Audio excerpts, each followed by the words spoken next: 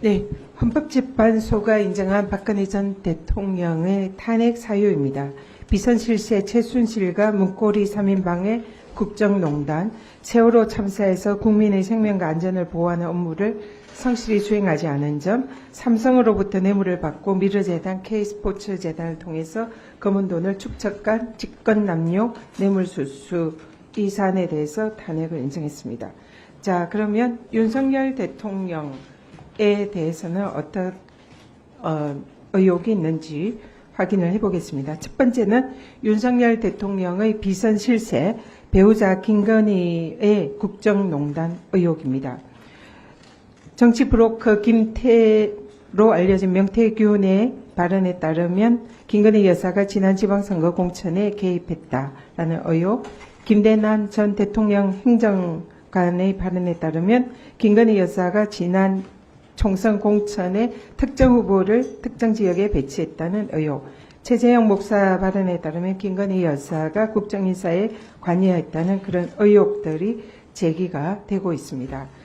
두 번째로 헌법상 또 윤석열 대통령은 국민 생명과 안전을 지켜야 하는 의무를 박근혜 대통령처럼 성실히 수행하지 않은 점이 있습니다.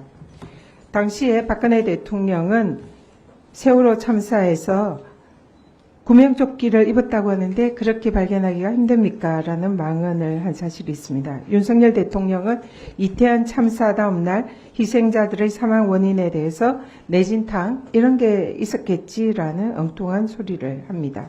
세월호 참사 당시에 박근혜 대통령의 상황 인식 못지않게 윤석열 대통령도 국민의 생명과 안전에 대한 그런 인식에 얼마나 무지하고 무관심했는지를 보여주는 장면입니다. 세 번째로 윤석열 대통령의 권력 남용과 금품 수수 의혹이 제기가 되고 있습니다. 후바나 컨텐츠의 후원업체이면서 사무실의 설계와 시공을 맡았던 21g이 대통령실의 관저공사를 수주했습니다. 업체 선정부터 공사 과정이 불투명하고 비선실세 김건희 여사의 개입이 의심되는 정황입니다. 또 명품백과 명품 화장품 등 500여만 원 상당의 금품을 수수하고 재산 신고하지 않은 1억 원대의 명품 장신구를 무상 대여한 의혹도 제기되고 있습니다. 이 모든 것이 청탁금지법 혹은 뇌물수수가 의심되는 사유이고 이는 동시에 윤석열 대통령의 권한남용 부정청탁방지법 의혹이 제기가 되는 사안입니다. 네 번째로 명백한 윤석열 대통령의 헌법과 법률 위반 사유와 또 의혹이 제기가 되고 있습니다. 대통령 본인이 사적 이해관계자가 수상 대상인 법률의 경우에는 당연히 직무에서 회피를 해야 됩니다. 그러나 본인과 배우자에 대한 수사를 내용으로 하는 특검법에 대해서 회피하지 않고 거부권을 행사해서 이해충돌방지법 위반 의혹이 있습니다.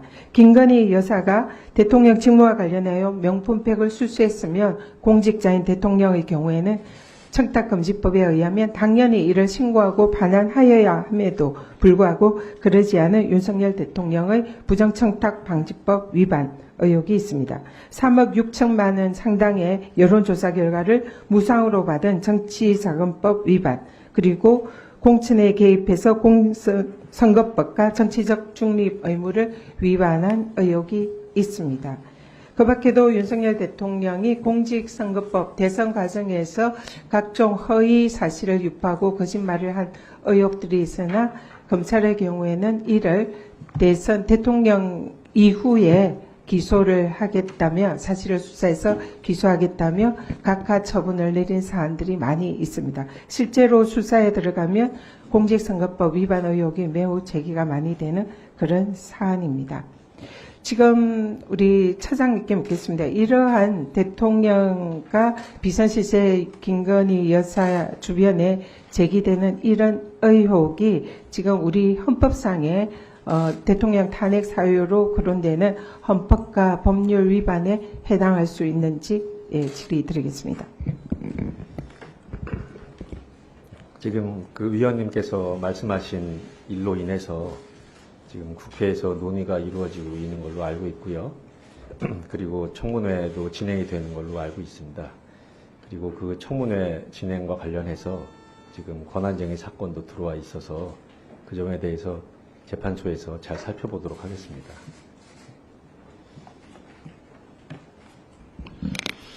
네. 차장님.